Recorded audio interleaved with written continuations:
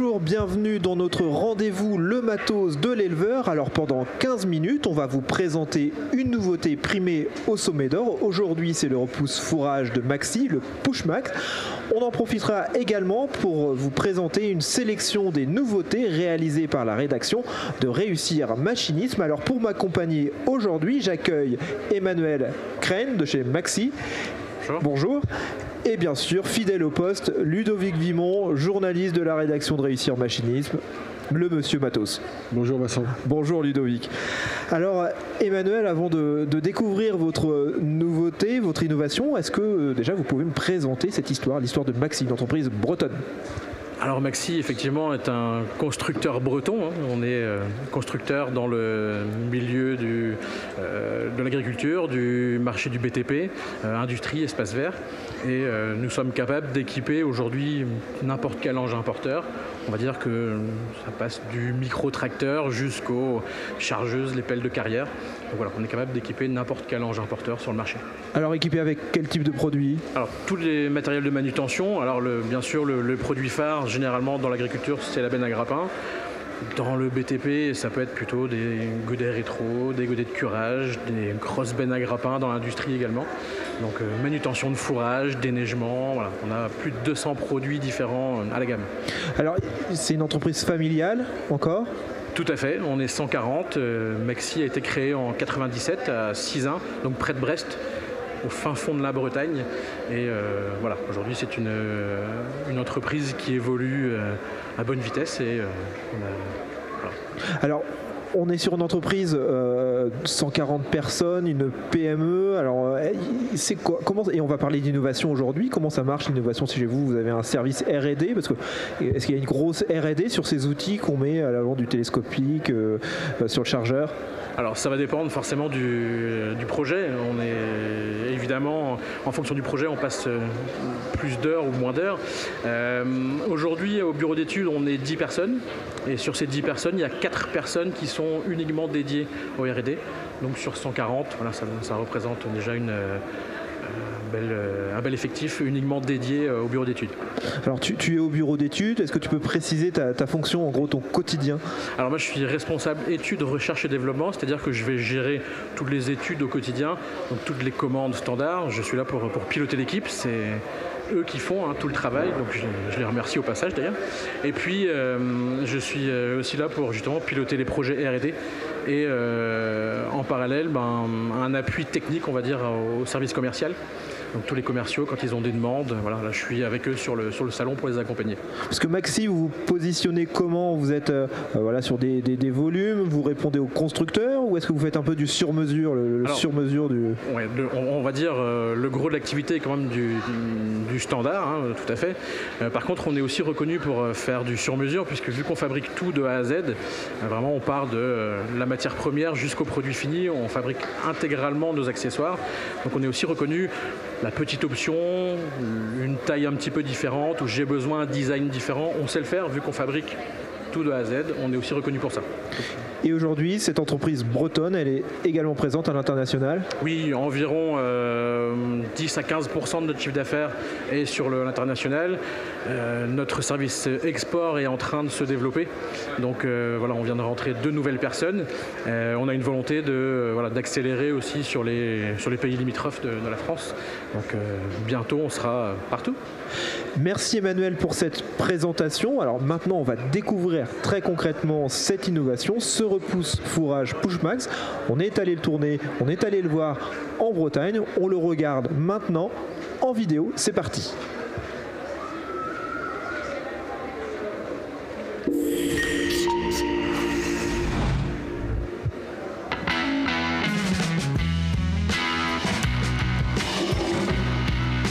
C'est vraiment très simple, ce repousse fourrage, même moi, j'arrive à le manipuler. Pas besoin de haute technologie pour avoir une bonne innovation. Le prix de l'astuce des Sommets d'Or est donc attribué au repousse fourrage Push Max du fabricant Maxi. Le constructeur finistérien offre donc une réponse simple à une problématique quotidienne des éleveurs. Concrètement, un déflecteur fixé sur le côté de la benne permet de repousser le fourrage sur la table d'alimentation. L'angle est réglable et permet de repousser tout type de fourrage. L'intérêt, c'est également de nettoyer en un seul passage le couloir central. On évite aussi d'atteler et de dételer les outils sur le télescopique. Le système est disponible en option sur toutes les bennes de la gamme Maxi. Il peut être proposé aussi avec une bavette et un enclenchement hydraulique. Bon, pour ceux qui veulent garder une forme olympique, il existe toujours la bonne vieille méthode. Elle permet aussi d'économiser un abonnement à la salle de sport.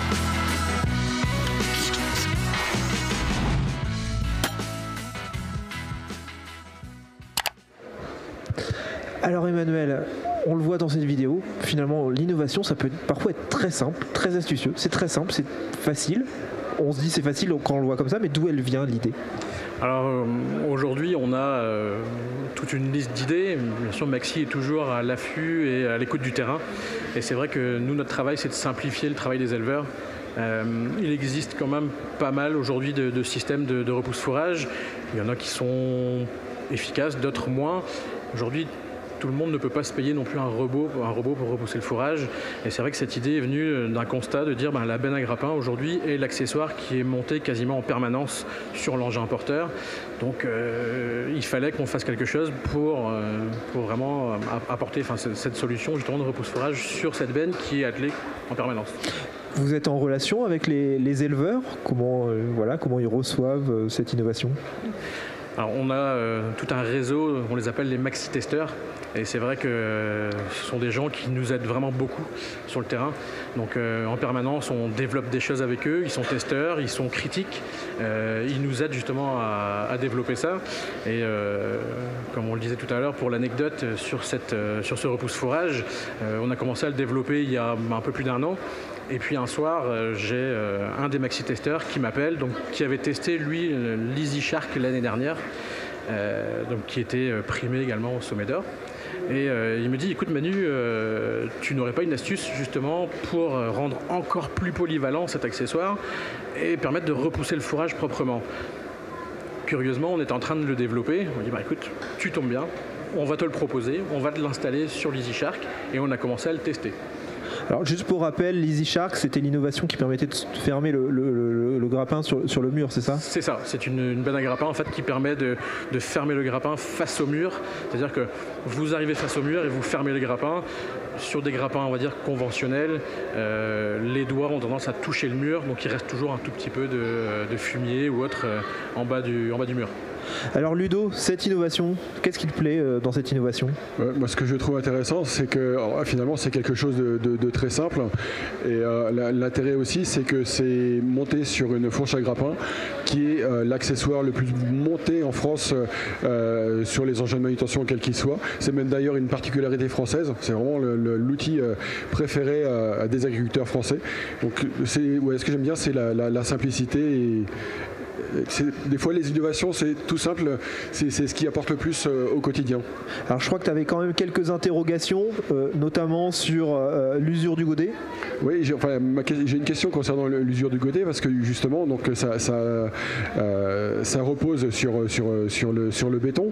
Donc sur le godet on a une lame d'usure qui est prévue à cet effet et sur les e-shark c'est pareil, il y a une lame d'usure. Oui, sur le Pushmax en fait on a rajouté un patin en fait sur l'arrière du volet. Du volet qui vient s'escamoter et on a également une bavette en PE HD1000 donc qui est une résistance très haute à l'abrasion et avec ça non, ça se passe tout en douceur, il n'y a pas de souci. L'intérêt aussi c'est en un passage je nettoie mon couloir, j'enlève les refus et j'ai soit à droite soit à gauche, je suis capable de repousser mon fourrage comme je veux.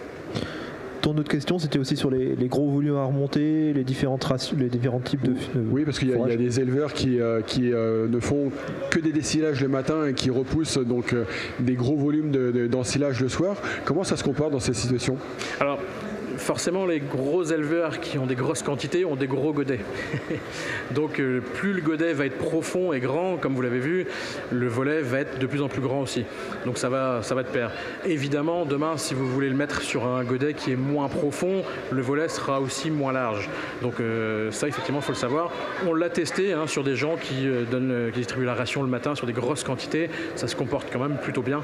Et l'intérêt de ce système-là, c'est aussi, on l'a constaté, c'est qu'en fonction du fourrage à repousser, on a une inclinaison qui est complètement différente. Et ça, aujourd'hui, on peut voir certains bricolent leur propre lame où il existe des repousses-fourrages qu'on vient reprendre avec la griffe.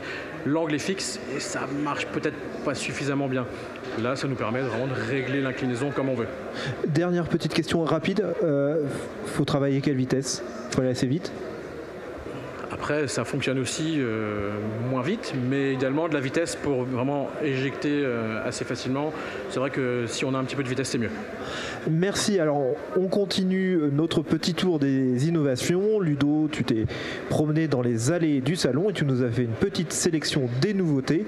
On les regarde maintenant en vidéo. C'est au sommet de l'élevage.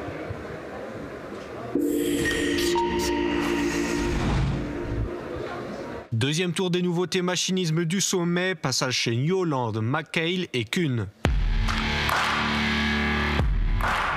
Le tractoriste New Holland donne un coup de jeune à ses modèles T5 dual commande en les dotant d'un capot moteur au style modernisé. Toujours avec des puissances de 80 à 117 chevaux, les tracteurs disposent d'un pont avant renforcé qui permet de porter le PTAC à 7 tonnes. L'offre en dimension de pneus s'élargit en 34 ou 38 pouces à l'arrière. Les T5 dual commande embarquent un circuit hydraulique alimenté par une pompe délivrant 82 litres minute, permettant notamment de porter la capacité de relevage arrière à 4700 kg. La cabine à 6 montants reçoit une suspension mécanique qui améliore le confort.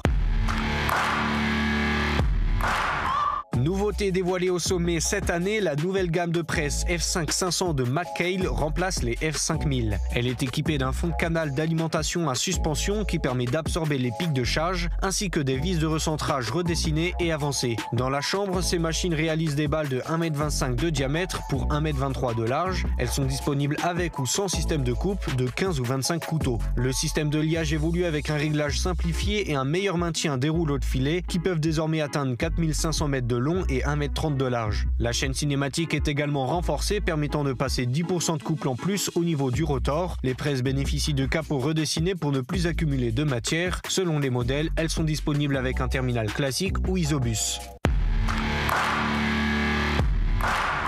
Kuhn lance la pailleuse distributrice tout fourrage à brin long, Primor G2 110.1 Polydrive. D'une capacité de 11 m3, cette machine affiche une longueur de 5,50 m derrière le démêleur. Elle permet d'accueillir 2 balles cubiques de 2,70 m avec le haillon fermé et jusqu'à 4 bottes rondes de 2 m de diamètre avec le haillon ouvert. Son unique démêleur de gros diamètre évite l'enroulement de brin long et procure à cette pailleuse distributrice une hauteur limitée à 2,67 m avec la goulotte fermée et 2,90 m en mode paillage. Elle dispose de l'entraînement du démêleur par courroie débrayable hydrauliquement Polydrive, du réglage de l'agressivité du démêlage et d'un nouveau boîtier à 2 vitesses.